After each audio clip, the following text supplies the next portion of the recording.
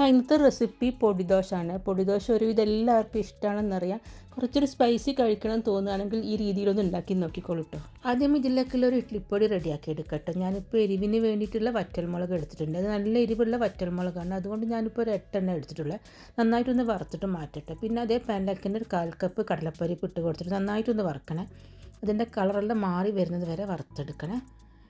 പിന്നെ അതേ പാനിലേക്ക് തന്നെ 1/4 കപ്പ് ഉഴുന്ന് പരിപ്പും ഇട്ട് കൊടുക്കട്ടെ. അതും നന്നായിട്ടൊന്ന് വറുത്തെടുക്കണം കേട്ടോ.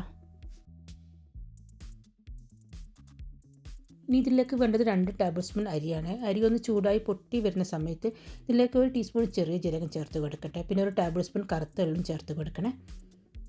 ഇതും നന്നായിട്ടൊന്ന് വറുത്തെടുക്കട്ടോ. പിന്നെ വേണ്ടത് വേപ്പിലാണ്. ഞാനിപ്പോൾ ഒരു 1/4 കപ്പോളം എടുത്തിട്ടുണ്ട്. വേപ്പില നന്നായിട്ട് വറുത്തിട്ടൊന്ന് ക്രിസ്പി ആയിട്ട് വരണം. ഇനി ഒന്ന് ചൂടായിട്ട് മിക്സിയുടെ ജാറിലേക്ക് ഇട്ട് കൊടുക്കട്ടെ. ഇതിൻ്റെ കൂടെ 1/2 ടീസ്പൂൺ കായം ചേർത്ത് കൊടുക്കാം. വേണ്ട ഉപ്പും ചേർത്ത് കൊടുക്കട്ടെ. എന്നിട്ടൊരു തരിതരിപ്പോട് കൂടി പൊടിച്ചെടുക്കണേ. ഇനി നമുക്ക് ദോശ ചുട്ടെടുക്കട്ടെ. ഈ പൊടി ദോശ ചില സ്ഥലത്തൊക്കെ കുറച്ചൊരു കട്ടിക്കായിരിക്കും കേട്ടോ. നമ്മൾ ഗീ റോസ്റ്റിൻ്റെ ആ ഒരു കട്ടിക്കാണ് കേട്ടോ ഇപ്പോൾ പരത്തുന്നത്.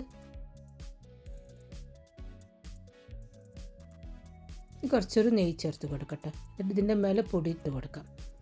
പൊടി നമുക്ക് എത്രത്തോളം വേണം അത്രത്തോളം ഇട്ട് കൊടുക്കട്ടെ. കുറച്ചധികം പൊടി ഇട്ട് കൊടുക്കുമ്പോഴാണ് കേട്ടോ ഇതിൻ്റെ ടേസ്റ്റ്. ഇനി കുട്ടികൾക്കൊക്കെ കൊടുക്കുകയാണെങ്കിൽ ഈ പൊടിയൊന്ന് കുറയ്ക്കാം. ഇതിൻ്റെ മേലെ നെയ്യ് ഒഴിച്ച് കൊടുക്കട്ടെ. നെയ്യ് കുറച്ചൊരു അധികം ഒഴിച്ച് കൊടുക്കണേ. ആ പൊടിയും നെയ്യും കൂടെ വരുമ്പോഴാണ് കേട്ടോ ഇതിന് ടേസ്റ്റ് കൊടുക്കുന്നത്. ഇതിന് വേറെ ചട്നിയൊന്നും ആവശ്യമില്ല. ചൂടോടുകൂടെ കഴിക്കാൻ നല്ലൊരു ടേസ്റ്റാണ്. ഇനി പുറത്ത് പോയൊന്നും കഴിക്കേണ്ട കേട്ടോ. അപ്പോൾ നിങ്ങൾക്ക് വീഡിയോ ഇഷ്ടമായ ഫ്രണ്ട്സിനൊക്കെ ഒന്ന് ഷെയർ ചെയ്ത് കൊടുക്കണേ. പിന്നെ ചാനൽ ആദ്യമായിട്ട് കാണുന്നവരൊക്കെ ആണെങ്കിൽ മറക്കാതെ ഒന്ന് സബ്സ്ക്രൈബ് ചെയ്തേക്കണേ. ബൈ.